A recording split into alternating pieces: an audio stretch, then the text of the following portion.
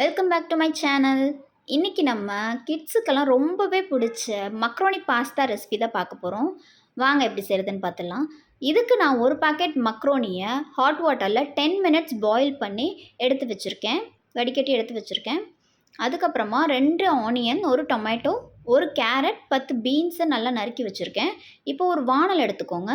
அதில் 2 spoon oil விட்டுட்டு கொஞ்சமாக கடுகு, கொஞ்சமாக ஜீரகம், கொஞ்சமாக கருவேப்பிலை இதை ஆட் பண்ணிவிட்டு ஆனியன் ஆட் பண்ணிக்கலாம்.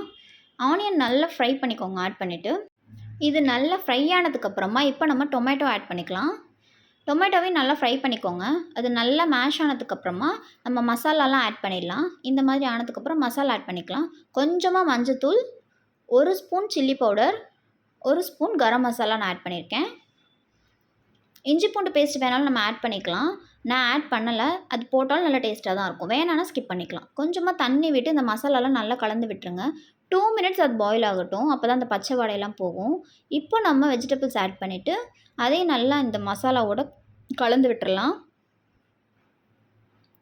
நல்லா மிக்ஸ் பண்ணி எடுத்ததுக்கப்புறமா இந்த வெஜிடபிள்ஸ் வேகிற அளவுக்கு கொஞ்சமாக தண்ணி விட்டு மூடி வச்சிடலாம். அது 10 மினிட்ஸ் அது பாயில் ஆகட்டும். அப்போ தான் அந்த கேரட் நல்லா குக் ஆகும். 10 மினிட்ஸ்க்கு அப்புறமா நம்ம ஓப்பன் பண்ணி பார்த்தோம் அப்படின்னா கேரட், பீன்ஸ் நல்லா குக்காக இருக்கும். இப்போ வந்து நம்ம ரெடி பண்ணி வச்சுருக்க மக்ரோனி இதில் ஆட் பண்ணிக்கலாம். இது நல்லா ஒன்றோட ஒன்று ஒட்டிட்டு தான் இருக்கும். ஸோ நம்ம ஃபுல்லாக ஆட் பண்ணிவிட்டு கொஞ்சமாக ஆயில் ஆட் பண்ணி நம்ம மிக்ஸ் பண்ணோம் அப்படின்னா அது தனித்தனியாக வந்துடும். இந்த மாதிரி நல்லா ப்ரெஸ் பண்ணி அதை எடுத்து விட்டோம் அப்படின்னா அது எல்லாமே நல்லா தனித்தனியாக உதிரி உதிரியாக நமக்கு கிடச்சிரும். நல்லா மசாலாவோட மிக்ஸ் பண்ணி எடுத்ததுக்கப்புறமா சால்ட் ஆட் பண்ணிக்கலாம். தேவையான அளவு சால்ட் ஆட் பண்ணிவிட்டு அதையும் நல்லா மிக்ஸ் பண்ணிக்கோங்க.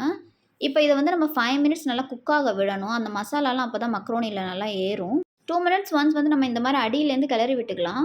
அப்போ தான் நல்லா அடி பிடிக்காமல் சூப்பராக கிடைக்கும் நமக்கு. அவ்வளோதாங்க. 5 மினிட்ஸ் குக் பண்ணி எடுத்தோம் அப்படின்னா டேஸ்டியான யம்மி மக்ரோனி நமக்கு ரெடி ஆகிடும். இது மேலே நம்ம சீஸை நல்லா கிரேட் பண்ணி போட்டு கொடுக்கலாம் கிட்ஸுக்கெல்லாம். இல்லைனா நம்ம டொமேட்டோ சாஸை கூட சர்வ் பண்ணி கொடுக்கலாம். சூப்பராக இருக்கும், விரும்பி சாப்பிடுவாங்க ரொம்ப. ட்ரை பண்ணி பார்த்துட்டு எப்படி இருக்குன்னு சொல்லுங்கள்.